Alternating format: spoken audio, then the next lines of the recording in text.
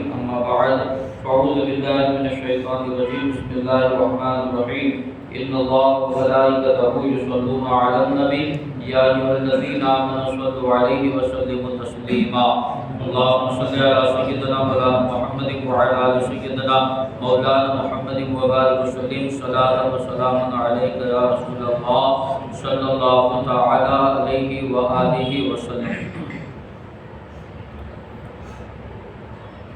کرامت کی آپ نے 24 قسموں کے بارے میں سماعت فرمایا۔ کرامت کی 25ویں قسم ہے مہلکات کا اثر نہ کرنا۔ مشہور ہے کہ ایک بد باطن بادشاہ نے کسی خدا رسیدہ بزرگ کو گرفتار کر لیا۔ ایک بادشاہ نے جو برا تھا اس نے ایک اللہ والے کو گرفتار کر لیا اور انہیں مجبور کر دیا کہ وہ کوئی تعجب خیز کرامت دکھائے، تعجب میں ڈالنے والی کرامت دکھائے، ورنہ انہیں اور ان کے ساتھیوں کو قتل کر دیا جائے گا۔ تو آپ نے اونٹ کی مینگنیوں کی طرف اشارہ کر کے فرمایا، اس اللہ والے نے اونٹ کی مینگنیوں کی طرف اشارہ کر کے فرمایا کہ ان کو اٹھا لاؤ اور دیکھو کہ وہ کیا ہیں۔ جب لوگوں نے ان کو اٹھا کر دیکھا تو وہ خالی سونے کے ٹکڑے تھے۔ دور سے دیکھنے میں مینگنیاں نظر آ رہی تھی اونٹ کی، لیکن جب لوگوں نے اٹھایا تو وہ سونے کے ٹکڑے تھے۔ پھر آپ نے ایک خالی پیالے کو اٹھا کر گھمایا اور اونگھا کر کے بادشاہ کو دیا تو وہ پانی سے بھرا ہوا تھا۔ خالی پیالے کو اٹھایا اور اسے الٹا کر کے بادشاہ کو دیا تو اس کے اندر کیا ہے؟ پانی بھرا ہوا تھا، اور اونگھا ہونے کے باوجود اس میں سے ایک قطرہ بھی پانی نہیں گر رہا تھا۔ پانی سے بھرا ہوا تھا، الٹا ہونے کے باوجود ایک قطرہ بھی پانی اس میں سے نہیں گر رہا تھا۔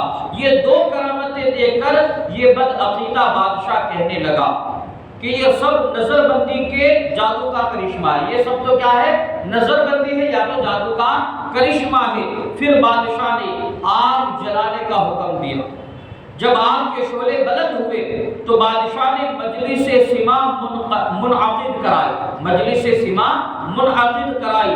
جب ان درویشوں کو سما سن کر جوش اور وجد آ گیا تو یہ سب لوگ جلتی ہوئی آگ میں داخل ہو کر رقص کرنے لگے۔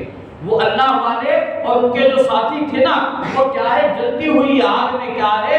رقص کرنے لگے۔ پھر ایک درویش بادشاہ کے بچے کو گود میں لے کر آگ میں کود پڑا۔ وہ درویشوں میں سے ایک اللہ والا کیا ہے؟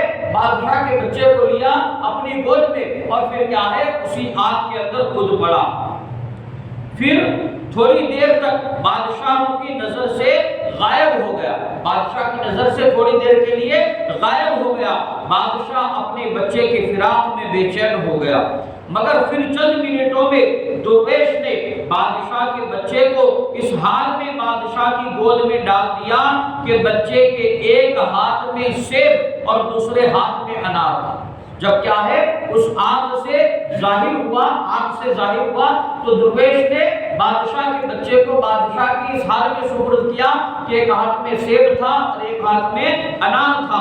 بادشاہ نے پوچھا، بیٹا تم کہاں چلے گئے تھے؟ تو اس نے کہا، میں ایک باغ میں گیا تھا، ایک باغیچے میں گیا تھا جہاں سے میں یہ پھل لایا ہوں۔ یہ دیکھ کر بھی ظالم اور بد عقیدہ بادشاہ کا دل نہیں پسیجا اور اس نے ان بزرگوں کو بار بار زہر کا پیالہ پلایا۔ یہ بادشاہ نے اتنی ساری کرامتیں دیکھی، لیکن اس کے باوجود کیا ہے؟ وہ اولیاء اللہ کا معتقد نہیں ہوا، بلکہ کیا ہے؟ اس نے کیا کیا؟ جتنے لوگ اللہ والے تھے نا، سارے لوگوں کو کیا ہے؟ زہر پلایا، مگر ہر مرتبہ زہر کے اثر سے اس بزرگ کے کپڑے تو پھٹ جاتے مگر ان کی ذات پر زہر کا کوئی اثر نہیں ہو رہا تھا۔ کپڑے پھٹ جاتے لیکن ان کے جسم پر زہر کا کوئی اثر نہیں ہو رہا تھا۔ تو یہ کرامتیں اولیاء کاملین سے بھی صادق ہوئی ہے کہ ان کو مہلک ہلاک کر دینے والی چیزوں کو بھی ان کے جسم میں ڈال دیا گیا، یا آگ کے اندر بھی کود پڑے، لیکن کیا ہے؟ نہ زہر ان کا کچھ بگاڑ سکا، نہ آگ ان کی کچھ بگاڑ سکی۔ تو یہ اولیاء کرام کی 25 کرامتیں تھیں جو اس کتاب کے اندر ذکر کی گئی تھی، ورنہ اس کے علاوہ بہت سی قسمیں کرامتوں کی ہے۔ یہ تو المختصر 25 کرامتوں کا ذکر تھا، ورنہ بہت سی کرامتوں کی قسمیں ہیں، اور ان کی مثالیں اس قدر زیادہ تعداد میں ہے کہ ان کو جمع کیا جائے تو ہزارہ اوراد کا دفتر کیا ہے، بھر سکتا ہے۔ لیکن وہ طالب حق کی تسکین اور روح اطمینان کے لیے کافی ہے۔ اتنی 25 کرامتیں بھی کیا ہے، آگے اور ساری کرامتیں بیان کی جائے گی، لیکن یہ قسمیں کیا ہے، جو حق کا طلبگار ہوگا اس کے دل کے لیے یہ ساری کرامتیں کافی ہے۔ لیکن بدعقیدہ اور جو ہدایت کا منکر ہوگا اس کے لیے یہ کرامتیں بھی کافی نہیں ہے، کیونکہ دور رسالت میں ان کے لیے معجزہ اور شق القمر بھی سود مند ثابت نہیں ہوا۔ جو انکار کرنے والے ہیں نا، یہ تو کرامت کا انکار تو کر رہے، لیکن حضور کے دور میں شق القمر کا معجزہ دیکھا اور آقا کائنات کے معجزے بھی دیکھے، لیکن کیا ہے، ان کو کوئی فائدہ نہیں ہوا۔ اسی لیے تو شاعر کہتا ہے کہ پھول کی پتی سے کٹ سکتا ہے ہیرے کا جگر، پھول کی پتی سے کٹ سکتا ہے ہیرے کا جگر، مرد نادا پہ کلام نرم و نازک بے اثر، مرد نادا پہ کلام نرم و نازک بے اثر۔ اب انشاءاللہ تبارک و تعالی کل سے صحابہ کرام کی کرامتیں بیان کی جائے گی۔ رب قدیر کی بارگاہ میں دعا ہے اللہ تبارک و تعالی علم دین سمجھ کر اس پر عمل کرنے کی نئی توفیق عطا